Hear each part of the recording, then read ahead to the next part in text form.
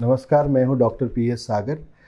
मैं एक्यूपंक्चर और traditional medicine expert 17 साल से मैं प्रैक्टिस में हूं। Second life nature cure hospital Banjara hills road number 14 में प्रैक्टिस करता हूं। आज का मैं अवेयरनेस जो देने जा रहा हूं वो है नी पेन। बहुत सारे लोग नी जॉइंट सर्जरीज करा रहे हैं, बहुत सारा काफ़ी लोग ये समस्या से जुड़ रहे हैं और 40-50 ईयर्स में आजकल हर कोई नी सर्जरीज के लिए प्रेफरेंस कर रहा है। आज का जो traditional medicine point of view knee problems का मैं आपको पूरी तरह नॉलेज देने की कोशिश करूंगा। पहली बार आपका नी जॉइंट्स जो है ख़राब होने का कितने वजह है, तो आप वजह देखेंगे तो पहली बात मैं traditional medicine point of view बताऊंगा कि आपके शरीर में जितने भी जॉइंट्स हेल्दी रहने की वजह जो है वो किडनी है। किडनी हेल्थ जैसे जैसे डिग्रेड होते रहता है वैसा आपका बोन मैरो जो तैयार होना है किडनी की वजह से वो वीक होते रहेगा, जिससे स्ट्रक्चरली अंदर से वीकनेस आते रहेगा। और एजिंग प्रोसेस में किडनी का हेल्थ डिक्लाइन होते रहता है, जिससे फिल्टर्स ख़राब होना शुरू हो जाता है। तो हम जो खाना खा रहे हैं, जो पानी पी रहे हैं, उसमें जो जितना भी एसिड बनता है, जो यूरिक एसिड है, वो सब यूरिन से एक्सपेल होना है। वो अगर एक्सपेल नहीं हो रहा है, किडनी पूरा यूरिक एसिड शरीर में ही छोड़ रहा है, तो स्पेशली ये नी जॉइंट्स काफ़ी नज़दीक में है, तो किडनी की वजह से आपका यूरिक एसिड जो है नी जॉइंट्स का जो कुशन है, जो कैटिलेज है, वो उसको ख़राब करते रहेगा। और आपके पैर के नीचे भी अगर जा रहा है तो आपका हील का जॉइंट पूरा ख़राब करते रहेगा। तो नी कैटिलेज जैसे जैसे ख़राब होते जाएगा, गैप कम होते जाएगा और हड्डी जो है एक को एक लगना शुरू हो जाएगा। और स्पेशली यूरिक एसिड की वजह से कुशन ही नहीं, हड्डी भी पिघलना शुरू होगा। हड्डी में जो है कैल्शियम भी लीच आउट करते रहेगा। ये यूरिक एसिड क्या करेगा, आपका ब्लड में जितना भी कैल्शियम है उसको पूरा ख़राब करते रहेगा। तो कुछ बेसिक एक्टिविटीज़ के लिए ब्लड को भी कैल्शियम की ज़रूरत बहुत ज़्यादा रहता है। तो ब्लड जो अगर कैल्शियम डेफिशिएंसी हो गया तो ब्लड जो है कुछ वीक स्ट्रक्चर्स में से आपको कैल्शियम निकालना शुरू करेगा। तो कुछ वीक स्ट्रक्चर्स से यानी इधर या आपका पैर के नीचे कंटिन्यूसली कैल्शियम लीच आउट करना शुरू करेगा, जिससे छोटे छोटे बोन स्ट्रक्चर्स आपको दिखना शुरू हो गए। एक्सरे में आप देखेंगे तो छोटा छोटा ऑस्टियोफाइट्स फॉर्म हुआ बोल के।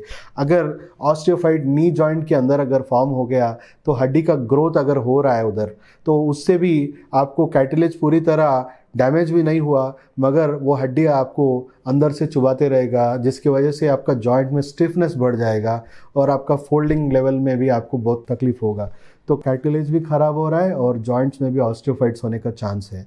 और कुछ लोगों को रूमेटॉइड आर्थराइटिस भी रहता है, जो एलर्जिक डिसऑर्डर है। आपका रोग निरोध शक्ति जो आपको डिफेंड करने का जो सिस्टम है, कुछ खाने पीने से वो चिढ़ जाता है और जॉइंट्स पे सीवियर अटैक करते रहता है। तो कौन सा भी जॉइंट पे वो अटैक कर सकता है, आपके फिंगर के जॉइंट्स, आपका बॉडी का जॉइंट्स। उसी तरह वो आपका नी जॉइंट पे भी अटैक करके सीवियर स्वेलिंग भी आते रहेगा, गर्म भी होते जाएगा और अंदर से पूरी तरह बहुत जल्दी तरीके से डैमेज होगा और डीफॉर्म भी होना शुरू हो जाता है, यानी हड्डी का डिफॉर्मेशन भी होना शुरू होता है। आपका अगर पैर का जो है तो हड्डी भी बेंड होना शुरू हो जाता है रूमेटॉइड आर्थराइटिस पेशेंट्स में, आप एडवांस लेवल में।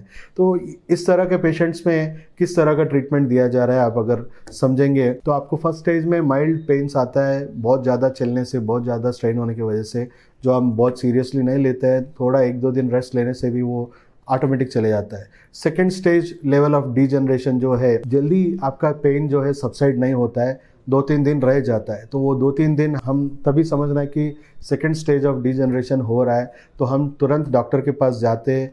दर्द की वजह से जो हमको परेशान कर रहा है तो हम पेन किलर्स ले लेते हैं, 2 दिन रेस्ट लेने के लिए डॉक्टर साहब बोलते हैं। तो 2 दिन रेस्ट लेने से आपका फिर से ठीक होना शुरू हो जाता है, आपको रिलैक्सेशन महसूस होता है। फिर आप समझना है कि ये डीजनरेशन डैमेजिंग प्रोसेस तो चलते ही जा रहा है, आपको थर्ड स्टेज तक भी पहुंच जाएगा डीजनरेशन। तो आपको यानी थोड़ा भी स्ट्रेन हो गया, आपका रोज़ का कामकाज जो है बहुत ज़्यादा पेन की वजह से डिस्टर्ब होते रहेगा, तो आप पेन किलर्स कंटिन्यूसली लेते रहेंगे या फिजियोथेरेपी या एक्सरसाइजेस से आप नेचुरल पेन किलर्स भी रिलीज़ कर सकते हैं, जिससे आपका थर्ड स्टेज लेवल भी मैनेज करते जा रहे हैं। और फोर्थ स्टेज में भी आप पहुंच रहे हैं, तो फोर्थ स्टेज में आपका हालत ये रहेगा कि आपका डेली वर्क करना बहुत मुश्किल हो जाएगा। तो आप फिजियोथेरेपी भी काम नहीं आएगा, पेन किलर्स भी काम नहीं आ रहा है, तो डॉक्टर्स आपको सजेस्ट करेंगे कि नी रिप्लेसमेंट करवा लो।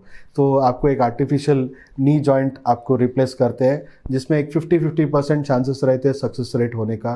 50% सक्सेस नहीं होते हैं, जिनकी वजह से उनको परमानेंटली नी फोल्ड नहीं होना या आप डेली एक्टिविटीज़ करना उनको ऑलमोस्ट इम्पॉसिबल हो जाता है। कुछ लोग तो बेड रिडन भी हो जाते हैं। तो 50% चांस है जिससे वो कुछ सक्सेस हो गए से लोग जो है, ये हड्डी तो उनका चल रहा है मगर दूसरा हड्डी भी रेडी हो रहा है 1-2 साल में, उसके लिए भी आप सर्जरी के लिए रेडी होना है। मगर ये भी समझना है कि आपको दूसरे जॉइंट्स भी रोज़ रोज़ ख़राब हो रहा है। तो आपका 5th स्टेज में क्या है, 5th स्टेज में आप तो ऑलमोस्ट अपाहिज हो गए, आपका जॉइंट्स इतने सारा डैमेज हो गए कि आपका डेली एक्टिविटी आप कुछ भी नहीं कर सकते, आप बेड रिडन हो जाएंगे। तो ये समझना है कि आपको ट्रेडिशनल पॉइंट ऑफ व्यू में किस तरह प्रिवेंट कर रहा है। यानी फर्स्ट स्टेज में तो कोई अप्रोच ही नहीं होता है, लाइट लेते ही है सब लोग। सेकेंड स्टेज में जो है हमारे पास कोई नहीं आता है, पेन किलर्स लेने जाता है। थर्ड या फोर्थ स्टेज में काफ़ी लोग हमारे पास अवेयरनेस के साथ आ रहे हैं, यानी ऑलरेडी हॉस्पिटल से पेन किलर्स ले लेके परेशान होके, अगर उनको ज़्यादा अवेयरनेस है, पेन किलर्स ज़्यादा नहीं लेना है जिससे और भी किडनी डैमेज हो सकते हैं और वो डैमेज से और भी हड्डी ख़राब हो सकता है, तो वो जो अवेयरनेस है वो लोग खुद ब खुद ट्रेडिशनल मेडिसिन में आ जाते हैं। तो हम पहले जो सिस्टम में जो फॉल्ट है, यानी आपको फंक्शनल डिसऑर्डर की वजह से जो हड्डी ख़राब हो रहा है उसको हम ठीक करते हैं, यानी किडनी का जो हेल्थ है।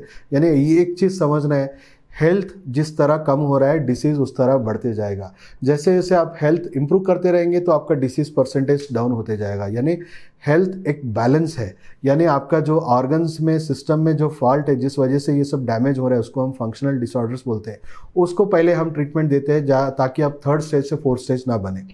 और अगर 4th स्टेज में है तो आपको damaging process, degeneration process stop करते हुए हम रीजेनरेटिव ट्रीटमेंट देते हैं। यानी एक्यूपंक्चर और स्टेम सेल थेरेपी इतना अच्छा रीजेनरेटिव प्रोसेस है, यानी हम 4 से 6 महीने के अंदर पूरा नी जॉइंट को फिर से रीजनरेट कर सकते हैं, जिससे आपको सर्जरी की भी ज़रूरत नहीं है। यानी अगर एक्यूट कंडीशन में 3rd स्टेज में है तो 1-2 महीने में आपको ट्रीटमेंट हो जाएगा। 4th स्टेज में अगर आएंगे तो 2-3 महीने लग सकता है आपको ट्रीटमेंट के लिए। अगर 5th स्टेज में आते हैं तो 3-4 महीने का आपको ट्रीटमेंट सजेस्ट करेंगे। ओवरऑल 6 मंथ्स मेडिसिन यूज़ करने के लिए हम सजेस्ट करते हैं, यानी स्टेम सेल रीजनरेशन के लिए। मैक्सिमम रीजनरेशन ऑफ जॉइंट्स जो है, डीजनरेशन अगर सक्सेसफुली हम कंट्रोल कर सके तो 4 से 6 महीने के अंदर नी जॉइंट्स कार्टिलेज पूरा रीजनरेट हो सकता है।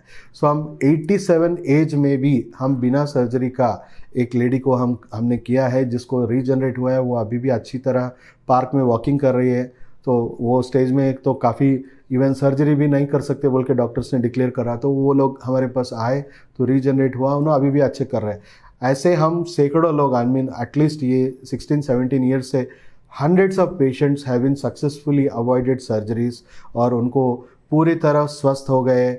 उनको हम क्या करते हैं ना, 1 महीने के अंदर अगर 4th स्टेज में है तो आपको 3rd स्टेज में लाएंगे, दूसरा महीने में 3rd स्टेज से आपको 2nd स्टेज में लाएंगे, तीसरा 4 महीने में आपको 3rd स्टेज में 1st स्टेज में लाएंगे।